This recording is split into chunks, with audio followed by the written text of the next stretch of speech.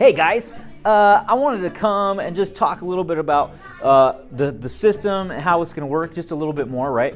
So we're going to go through this. We're all going to go through this, and we're going to be shown all of our weaknesses, right? I don't know, syntax, right? Some of the things that we're not as strong as in other areas, right? Some of our less strong areas.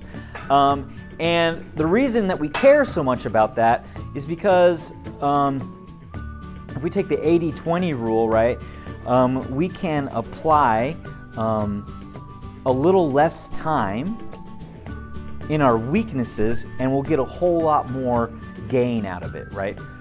Whereas if I'm trying to gain a little bit more to something that's a strength of mine, it takes a whole lot more energy. So let's give it an example, right? When I did mine, I am black, level black, for my deadlift, right? So for me to continue to progress my deadlift would take a whole lot more energy, right? Because it's progressed so far, it's going to take a whole lot more of my energy and time to get it to progress just a tiny bit, versus if I were to go down and spend just a little bit more time working on double unders, which happens to be an area where I'm just not very good at. The same amount of time spent,